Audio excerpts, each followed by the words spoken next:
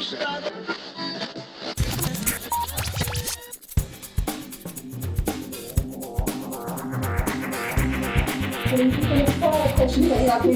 absolutely crazy about you. Oh, really? Yeah. I'm crazy about you too. Yeah, they might offend you from her. That's totally fine. Yeah, I've only known her a few minutes. I know she loves you. It's a real love. I'm honoured. Thank you so much. Thank you. So, you want to kick it off? Go on, then you start. So I just wanted to know if when you're taking on a role in a TV show or film, is there anything you have sometimes had to like prepare yourself? Do you have like any techniques that you have to go through before acting? Yeah, I like to really get into depth with my characters. So on the 100, I don't know if I haven't. I watched the 100. You've watched the 100. You're a fan of Shadowhunters? Yes. Okay, so this is where you first. The 100 was the first character that I played that I got to really discover him into depth. So when I first read the script, I could see that he was quite traumatized from his past, right? Or from that moment that I was first seeing on the screen, which was him killing his family, right? So it's quite a dark, beginning. I go into the energy. I try and capture the energy of my characters. So for that, I would listen to music. Very, very cliche, listen to music. But I would listen to music on end, like for hours on end, where I just thought about everything and anything. So that's one approach that I have. Another approach is physicality. So try and discover physical traits that my character would have and try and keep them consistent. Like Monkey, which is I play the Monkey King. Very good. Thank you. No, I appreciate that. Yeah, so the Monkey King. It's a very physical role. So I approach that from a physical standpoint, and I watched a lot of documentaries on monkeys. They're very, very interesting creatures. Very fun. So try to capture the fun element of the like monkeys' physicality. So I noticed that monkeys, they don't really turn their head as much as they use their eyes. So I tried to encapsulate that with Monkey, little nose twitches, stuff like that. Just fun stuff. So I try and get into depth with all my characters. So it's fun for me. So a program that you haven't mentioned, which I watched it twice now, okay, is the H2O. Oh, the Make Her Mermaids, yeah. Yes. How did you feel about playing that kind of role? Because you're very exposed in it. Yes. Actually, that was my first role ever. So the first season, I was very nervous because that was my, one of the first things that I've ever done that I was carrying, as a lead. Yeah. And, big budget, sets were huge, just kind of felt out of my element, But I took it and ran with it. So super appreciate that opportunity. One of the most memorable experiences that I've had, which opened up a lot of doors, for my journey. I was nervous, but I had fun with it. You gotta. I'm sure you was nervous with Will's females as well. Yes, yeah. So I was constantly. It's pressure on you, doesn't it? It does. I was constantly trying to maintain my six pack. So that's. Another question I have for you is, when you're on various sets, is there ever a time where you walked onto the wrong part of the set? Or have you always managed to get to the right part of the set? Because I know some sets can be quite huge. Usually from the first moment that you step onto like unit base, and then from the moment that you leave unit base, you have someone like a point of contact person, so like a third AD will keep track of you wherever you go.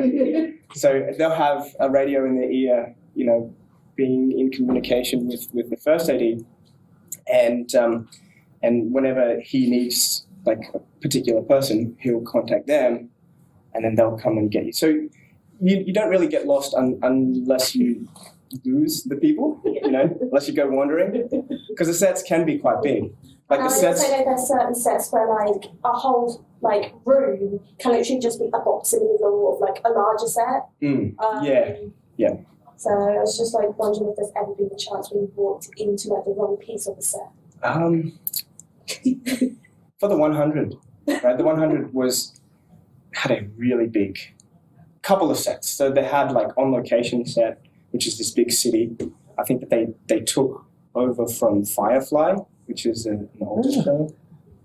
So they took that city, which was in Vancouver, and it's under this huge bridge. And stepping foot onto that set was like you're going into a city. So I did get lost a couple of times, but the first day that I had on set on that particular set,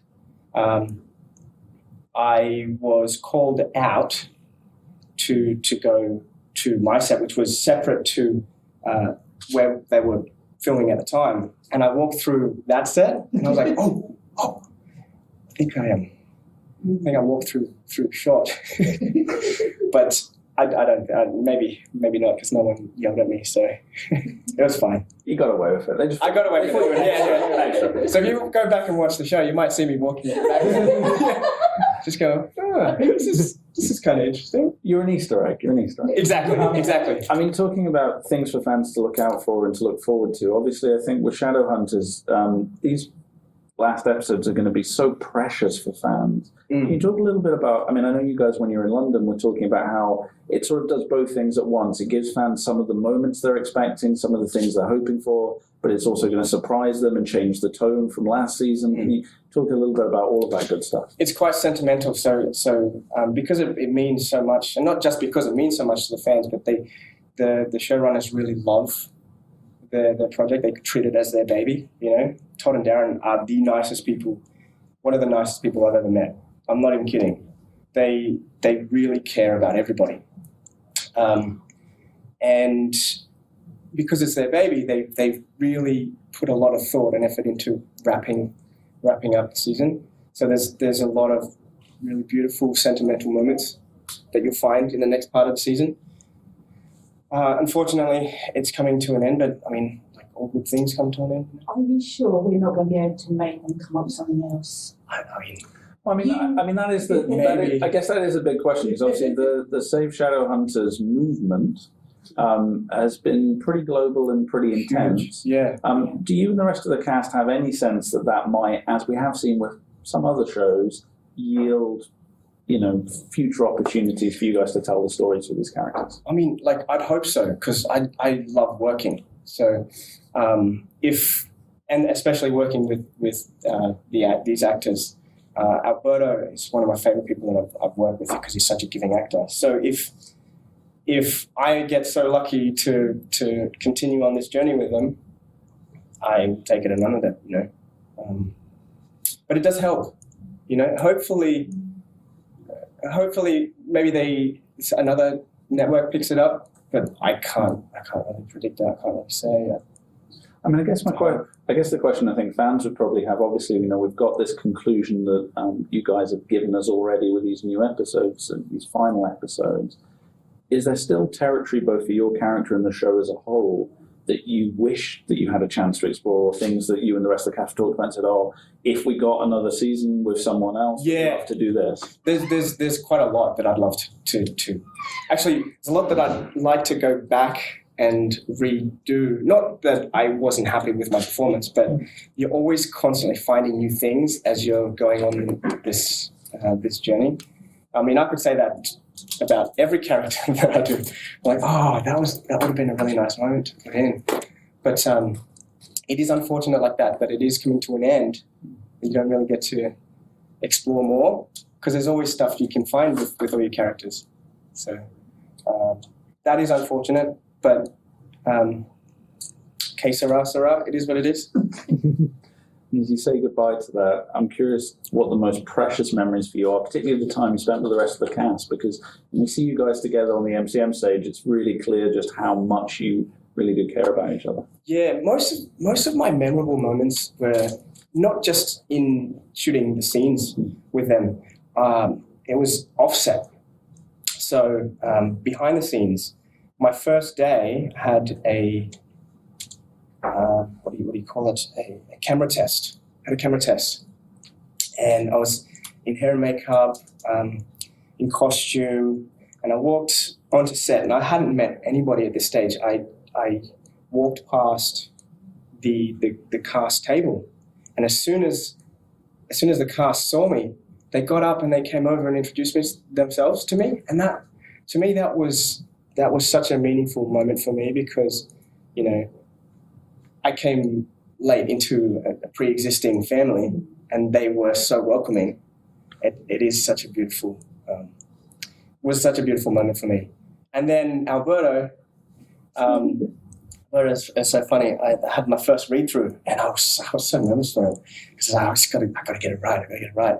So my first read through, I sat down and I saw Alberto enter the room, and he walks over and he's like saying hello to everybody, and then he comes over to me and goes, "Oh, you're Chai. You're playing Jordan. Yeah. Oh, we're best friends in the show. Let's be best friends in real life." So I was like, "Yes. Are you kidding me? I'd love to." So he was so lovely. They're all really lovely. Which helps coming into a pre-existing show. Talking about love, I guess the final question before we let you get back to fans here today. Do you have a message, particular, I guess, to all the Shadowhunter fans around the world who love what you guys do and can't wait for those final episodes? A message. Let's see. Thank you so much. Thank you for all your support.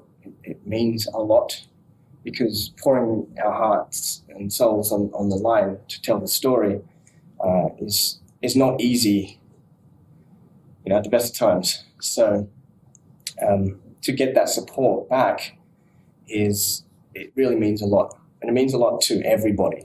I truly mean that. It's because it can get quite tough. Like I said, it helps. Every positive message helps. So thank you. Thank you so much. Thank you so much.